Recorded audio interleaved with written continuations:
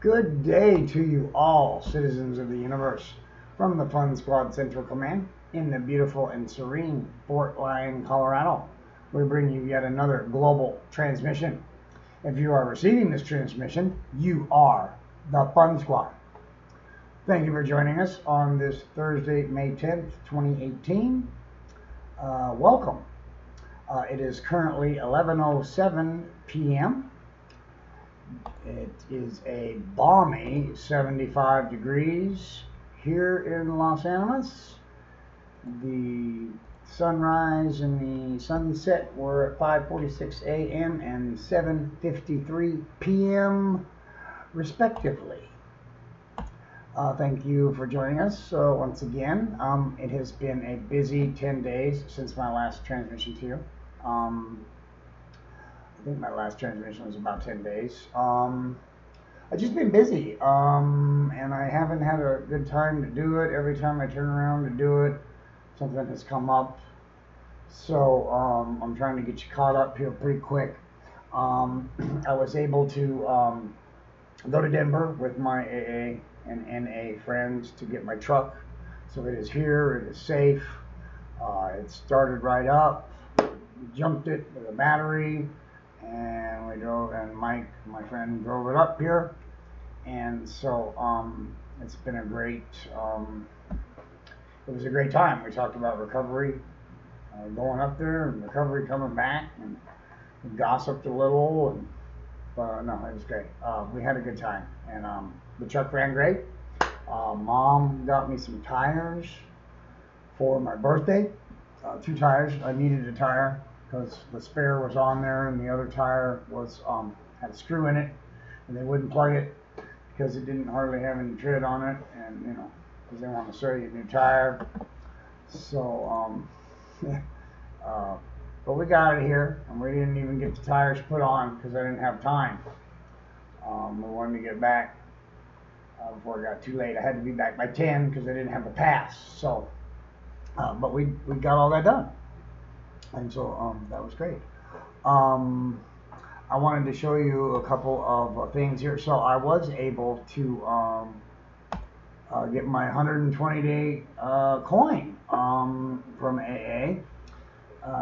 My 120 days, 4 months, and so that was great. I got that a couple days ago.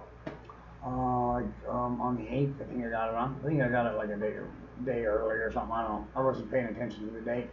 I know I got here January 9th, so I don't know. Do the math, but January's got 31 days. February's got 29 days.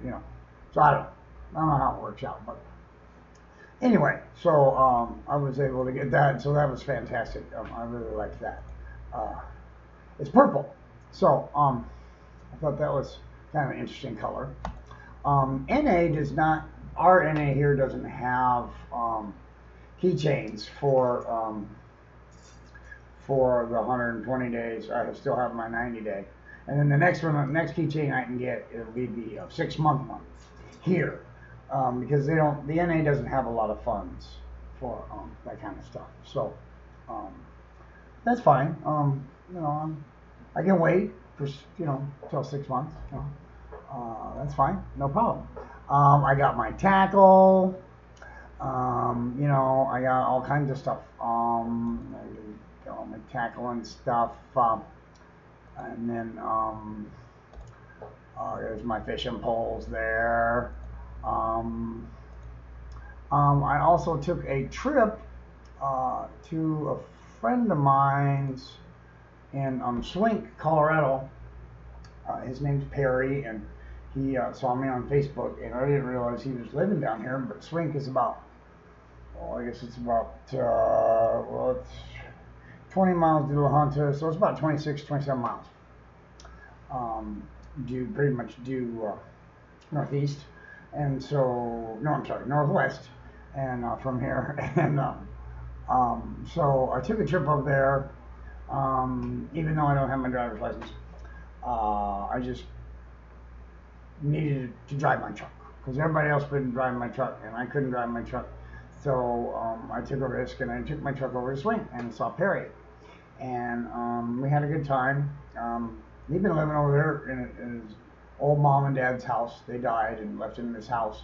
He lives with his sister, and that was great. We had a good time. We spent about 4 hours just catching up on old times. And I didn't know, like I said, he'd been living out here.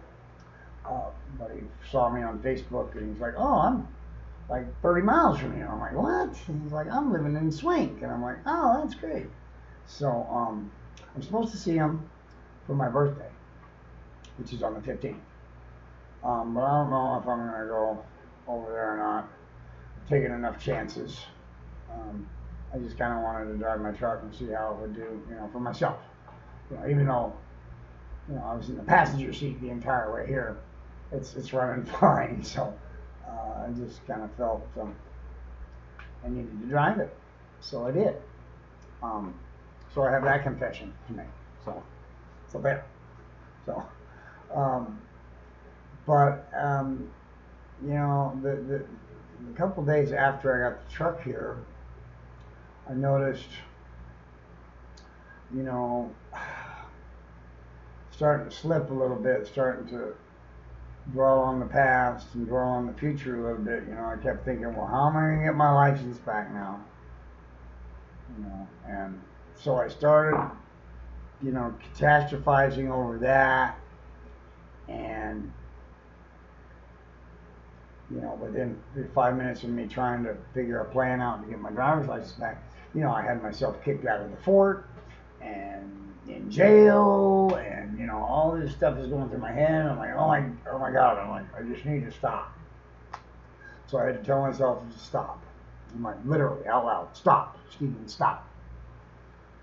So I was able to reel myself back in. So I've been going to a lot of meetings, trying to get grounded again,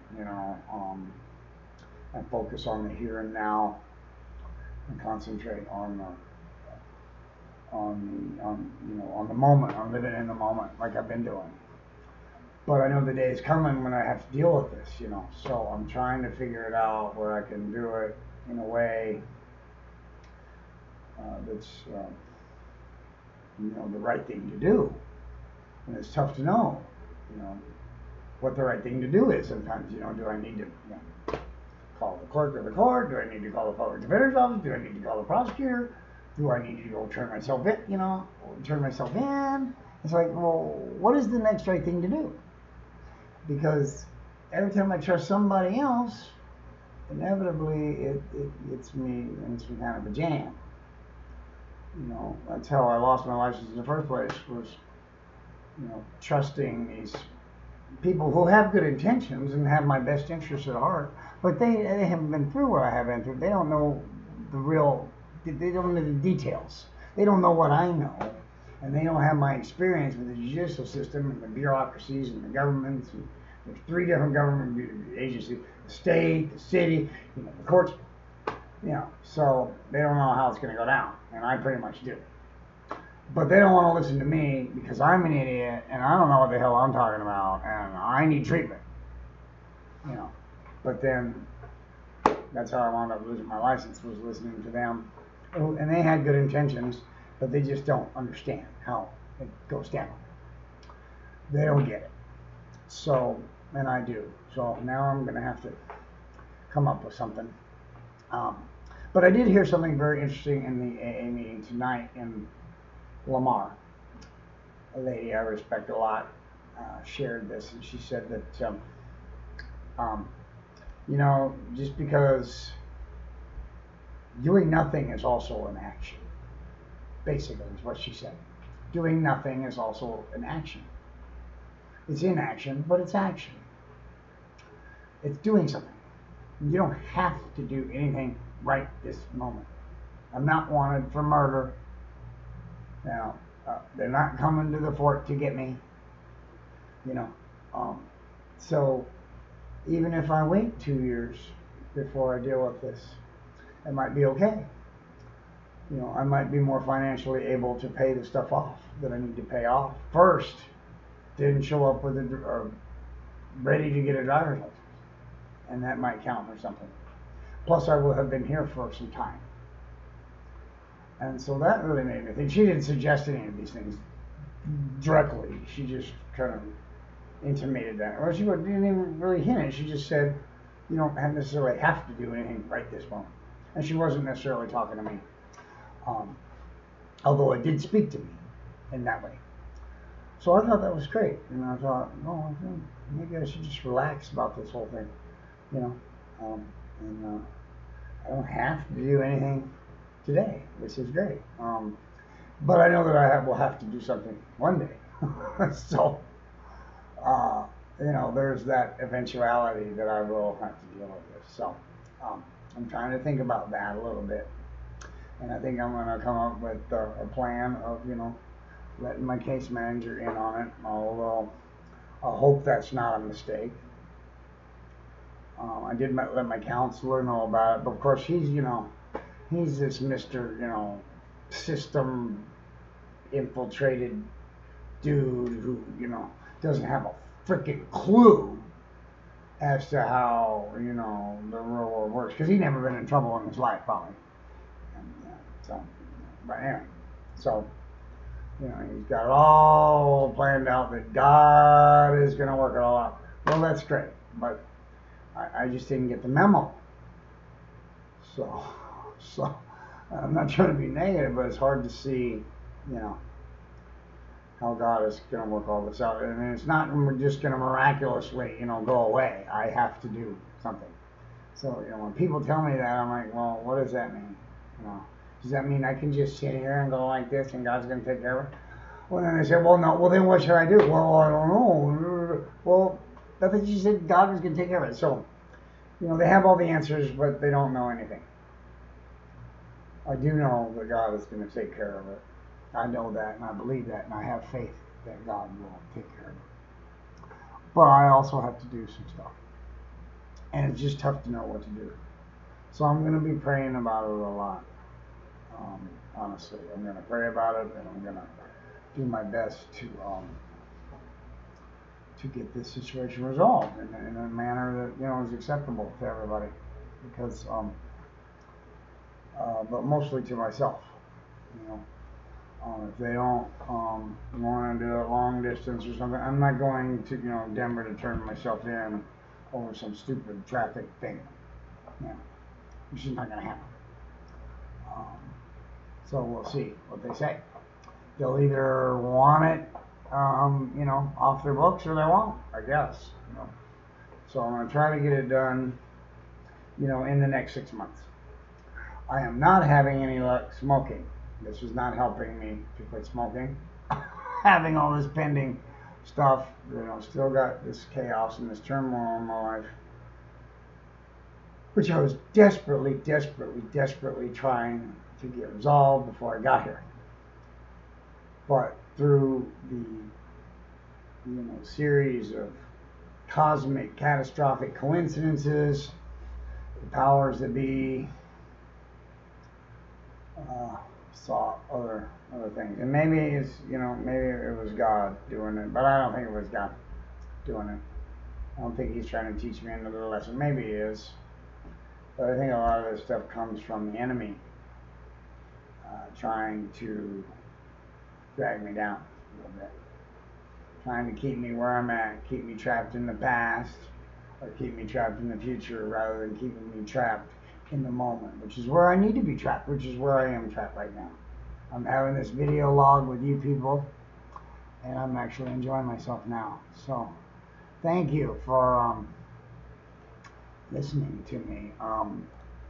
When I went to Swink, I was talking to Ernie, who is Perry's brother, and he had this in his garage, which I thought was badass. It's a 72 Mustang Stingray, which was pretty badass. And here's the interior, so very nice. But yeah, it was a very cool car, and so I took a couple of pictures, and so the back tire's got a flat, the back right's got a flat, but it was very nice to see that. They've all got beautiful homes. I didn't, you know, take pictures of their homes and stuff, but they got really nice homes. So I just thought I'd share those pictures with you. They're on the Facebook too. And I've got the April pics on the YouTube and the DTube. And I'm trying to get on the Real.video, although they have not gotten back to me yet. It's been a couple of weeks since I put the request in. So we'll see if they give me a Real.video channel as well. Because I'd like to get away from YouTube, as I said before. So we're getting kind of lengthy into it, 15 minutes and 28 seconds into it. So I'm going to sign off for now. It's getting late. It's now 11:23 here in Fort Lyon, Los Angeles, Colorado. I love you all. Thank you for everything you've done, and your kind words and your lovely prayers. And I look forward to talking to you in a very near future. Hopefully it'll be in less than 10 days this time. Okay? Have a great day. God bless you.